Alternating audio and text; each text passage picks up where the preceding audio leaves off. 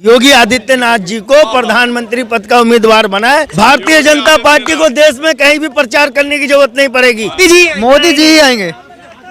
बिल्कुल गलत, मोदी जी नहीं आएंगे। बिल्कुल नहीं आएंगे। भारतीय जनता पार्टी को अभी अपने प्रधानमंत्री पद का उम्मीदवार बदलना चाहिए, बाबा को आना चाहिए, क्योंकि देश को सुधारना है, भारत को सुधारना है। शर्त यही है योगी आदित्यनाथ जी को प्रधानमंत्री पद का उम्मीदवार घोषित कर दे। मेरा नाम मोहम्मद आसिफ अंसारी है। मुस्लिम समाज आज जाग चुका है।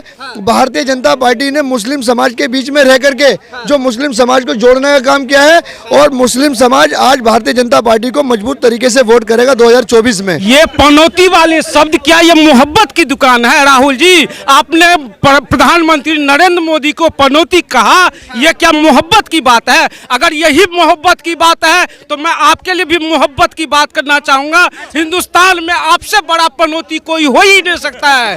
आप कैसे पनौती? आप सबसे बड़े पनौती अपने फैमिली के लिए हो। जब आपने पैदा लिया तो अपने चाचा को खा गए, उसके बाद थोड़ी सी बड़े हुए तो अपनी दादी को खा गए, उससे बड़े हुए तो अपने पापा जी को खा गए, अब किसको खा रहे हैं? तो कांग्रेस पार्टी को खा रहे हो। आपसे बड़ा पनौती कोई हो ही नहीं सकता। देश के अंदर ये जो ध्रुवीकरण है ना, हिंदू मुसलमान जाति भेदभाव, यहाँ दंगा, तुम यहाँ नहीं खड़े होगे, तुम यहाँ नहीं खड़े होगे, तुम इससे नहीं बोलोगे, तुम ये करोगे, सब सुधर जाएंगे। बाबा कौन सा जादू चलाएंगे महाराज? बाबा के पास ज्ञान है, ज्ञानी है, योगी है। जब देश आजाद हुआ था तो कुर्सी के लिए दो लोग लड़ रहे थे, एक मोहम्मद अली जिन्ना, जवाहरलाल नेहरू। तो उसके बाद क्या हुआ, तो देश दो टुकड़े में बट गया। अभी 26 पार्टी है, जो 26 पार्टी को चाहिए कुर्सी, तो कितने टुकड़े में ये लोग बांटे गए, इसका भरोसा मत कीजिए इन लोगों का। इन लोगों का भरोसा अलग पॉइंट ऑफ व्यू निकल गया। अब तो यहाँ पे नीतीश कुमार अलग प्रधानमंत्री बनना चाह रहे, ममता बनर्जी अलग, अरविंद केजरीवाल अलग, हर कोई प्रधानमंत्री बनना। तो ये लोग कितने टुकड़े में बांट दे, इन लोगों का कोई भरोसा नहीं। इन लोगों का मानसिक स्थिति देख लीजिए। जो नीतीश कुमार ने जिस तरह की स्टेटमेंट दिया था विधानसभा में, मैं कहना चाहता हूं अगर नीतीश जी यही है ज्ञान की बात, तो यही ज्ञान की बात एक बार लालू यादव से बोल दिए होते तो उन्हें 9 बच्चा नहीं होता। अरविंद केजरीवाल के बारे में बात मत कीजिए। उनके लिए तो मैं कहना चाहूंगा, भारत माता सिसक रही है तुम सबकी नैदानी पर, तुमने जमीन को भेज दिया केवल बिजली और पानी पर। नमस्ते, मेरा नाम नीतीश ठाकुर है। एक बार फिर आप खबरें भारत देखना शुरू कर चुके हैं। 2024 का चुनाव जैसे जैसे करीब आ रहा है, वैसे ही पूरे देश में दो गुट बट रहे हैं। दो गुट किनके? एक तरफ है मोदी को सपोर्ट करने वाले लोग, जो कहते हैं कि 2024 में प्रधानमंत्री पद पे तो दोबारा वही विराजमान होंगे। वहीं दूसरी तरफ जो लोग खड़े होकर के कहते हैं कि भाई साहब कुछ भी बीत जाए, हम एकजुट होकर के मोदी को तो हटा करके ही रहेंगे। ऐसे में मेरे साथ एक मुस्लिम व्यक्ति है। वैसे समाज में ये भी एक अफवाह फैलाई जाती है कि बीजेपी के खिलाफ मुस्लिम आमतौर पे खड़े रहते हैं। तो क्या नाम हुआ आपका?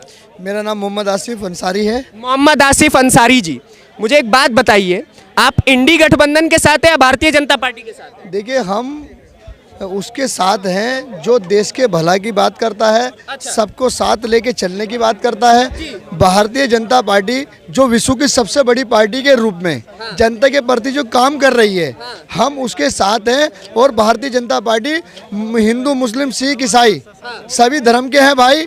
ये विपक्ष चिल्लाता है। आप कह रहे हैं भारतीय जनता पार्टी सबसे बड़े पार्टी होने के नाते कार्य कर रही है, और बल्कि कांग्रेस पार्टी खड़े होकर के कहती है कुछ नहीं, जनता के साथ छल कर रही है। देखिए, आज उनके पेट में दर्द है।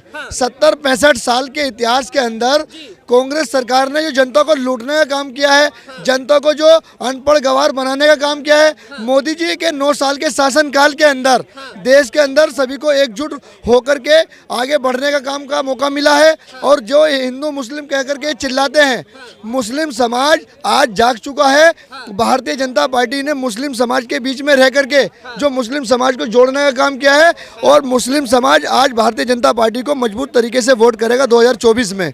आज विपक्ष जो चिल्ला रहा है, मुस्लिम समाज नहीं वोट करने वाला सर बीजेपी को। आप गलत चीजों में पड़ गए हैं मेरे हिसाब से। अकबरुद्दीन ओवैसी, असदुद्दीन ओवैसी बैठे हुए मुस्लिम समाज के लिए, बीजेपी कहां से मुस्लिम समाज की ठेकेदार हो जाएगी? देखिए भाई साहब, ये तो आज विपक्ष जो चिल्ला रहा है, उनके पेट में यही दर्द है कि जो मुस्लिम समाज कल तक हमें वोट करता था, आज मुस्लिम समाज का जो दिमाग डाइवर्स हुआ है भारतीय जनता पार्टी को लेके, क्योंकि इनके आने के बाद में कोई भी मतभेद भाव नहीं हुआ है। जो योजनाएं का लाभ हिंदुओं को मिलता है वो मुसलमानों को भी मिलता है।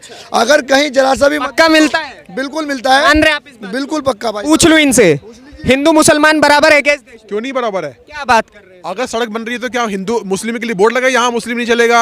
अगर घर बांटे जा 2.5 लाख रुपए दी जा रहे हैं तो पूछ के दी जा रहे हैं तो आप ऐसे मुस्लिम हो, नहीं देंगे आपको? ऐसा बिल्कुल भी नहीं है। भाई साहब की बात से मैं बिल्कुल सहमत हूँ। जो सुख सुविधाएं हिंदू को मिल रही है वो सिख को भी मिल रही है, मुस्लिम को मिल रही है और ईसाई को भी मिल रही है। मोदी जी ने क्या कहा था, सबका साथ सबका विकास, तो वो कर रहे हैं।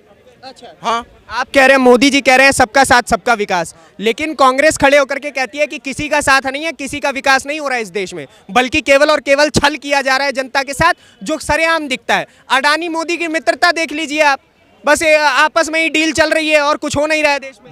देखिए सर ऐसा है कि आप ये देखिए कि पूरे 9 साल में धमाके कहाँ हुए? नहीं हुए ना। अब केरल में धमाके क्यों हो रहे हैं? जो कांग्रेस शासित राज्य है। जम्मू कश्मीर में धमाके नहीं? जम्मू कश्मीर तो देखो एक ऐसा एरिया जहाँ पे बहुत ज्यादा होता था, पत्थरबाजी होती थी, बम धमाके रोज होते थे। अभी जो छुटपुट घटनाएं हो रही हैं उसका जवाब भी पाकिस्तान में दिया जा रहा है। वहाँ पे जो आतंकवादी मनोस्थिति के लोग थे उनको खत्म किया जा रहा है। तो कहीं भी किसी प्रकार से कोई बीजेपी के राज में कोई ऐसी घटना नहीं घटी जिसको हम बोले कि आतंकवादी घटना घटी है। केरल में क्यों घट रही है? आप बताइए, केरल में क्यों घट रही है? केरल में ही क्यों? बीजेपी हिंदू मुसलमानों को साथ लेके चलती है? बिल्कुल लेके चलती है। हेमंत बिस्वा शर्मा का बयान बता दीजिए। क्या बयान? उन्होंने खड़े होकर के कहा कि मुझे नहीं चाहिए भाई मुसलमानों का वोट। देखिए, वो उन मुसलमानों की बात कर रहे हैं या उन हिंदुओं की बात कर रहे हैं? मोदी जी भी ये कहते हैं। हिंदू नहीं, उन्होंने कहीं पे भी बोला सर। देखिए, वो असदुद्दीन ओवैसी जैसे लोग की बात कर रहे हैं जो ये कहते हैं कि बड़े बड़े पुलिस वालों, वो उन लोगों की बात कर रहे हैं, वो सभी मुसलमानों की बात नहीं कर रहे हैं। आपने वो वीडियो देखा नहीं जिसमें जहाँ मुसलमान के हाथ में हाथ लेके चल रहे हैं? वो वीडियो भी देखिए ना, जहाँ साथ में लेके चल रहे हैं। एक तरफा बात मत कीजिए। मुझे तो लग रहा है कि आप जो है कांग्रेस पार्टी के साथ की तरफ से हैं या पत्रकार। देखिए, पता है आप लोगों के साथ समस्या क्या हो जाती है? अगर हम आपकी बात न करें तो हम या तो विपक्ष के हो जाते हैं, ठीक है? हम सबकी बात करते हैं। हेमंत बिस्वा शर्मा का बयान मैंने गलत बोला क्या? हेमंत बिस्वा शर्मा का ऐसा बयान नहीं था सर। आप ही बता दीजिए कि मुझे मुसलमानों का वोट नहीं चाहिए। क्या बात कर रहे हैं? आइए सर, आइए। अरे आइए ना सर, अरे बयान कोट कीजिए ना। देखिए, बीजेपी को वोट नहीं देता है, उनने ये बोला है। ऐसा नहीं बोला कि मुसलमानों का वोट। पूरा लाइन बोलिए। उनने बोला कि मुसलमान बीजेपी को वोट नहीं देता है। हाँ। ये बोला है। अच्छा, तो ये नहीं बोला कि आप शायद गलत वीडियो देख करके आ रहे हैं। आप एक बात बताइए, जो पार्टी मुसलमानों को साथ नहीं लेना चाह रही, आप उस पार्टी की जय जयकार कर रहे हैं? देखिए भाई साहब, ये इतिहास उठा के देख लीजिए। 9 साल का शासनकाल मोदी जी का रहा है कि मुसलमानों को कौन सी योजनाओं से वंचित रखा गया है, या अल्पसंख्यक समुदाय का जो एक मोर्चा 3 योजना बता दीजिए। 3 योजना: प्रधानमंत्री आवास योजना, राशन फ्री, घर है, शौचालय फ्री, गैस कनेक्शन चूल्हा फ्री, विधवा पेंशन दे रही है गवर्नमेंट, और जो रोडों का निर्माण हो रहा है, ये 70 साल में ऐसा जाल कहीं हिंदुस्तान के अंदर नहीं फैला था जो भारतीय जनता पार्टी की सरकार के आने के बाद फैला है। कल तक हमें क्या हो रहा करता था, 3.5-4 घंटे मेरठ से दिल्ली आने के लिए लगते थे, आज हमें 45 मिनट में दिल्ली आ जाते हैं। ये विकास है। और जो विकास की गतिविधि जो बड़ी है देश के। एक बात बताइए, आपको कैसे इतना ज्यादा कॉन्फिडेंस हो रहा है कि आप 28 दलों के सामने खड़े होकर के भी जीत जाएंगे? इंडी गठबंधन है, पूरी 28 दल। सारे आरोपी हैं जी। देखिए, पहली बात तो ये गठबंधन के नाम पर ठगबंधन का काम कर रहे हैं। पहली बात तो ये गठबंधन होने वाला नहीं है, और इस बात का इनको पता है कि देश के प्रधानमंत्री जी ने एक बात कही थी कि 56 इंच का सीना, आज वो इन्होंने साबित कर दिया है कि 56 इंच का सीना ही है, नहीं तो इतने सारे विपक्ष को एकजुट होने की जरूरत नहीं थी।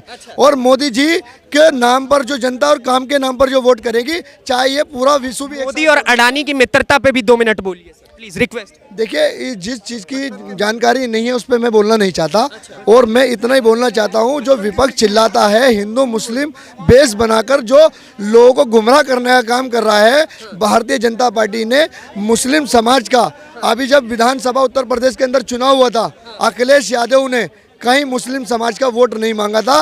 देश के प्रधानमंत्री जी ने सहारनपुर की जनसभा में कहा था कि मुस्लिम समाज हमें वोट कर रहा है और हमें मुस्लिम समाज की वोट की ज़रूरत है, और हम सबका साथ सबका विकास की जो बात करते हैं, सबको साथ जोड़ने का भी काम करते हैं।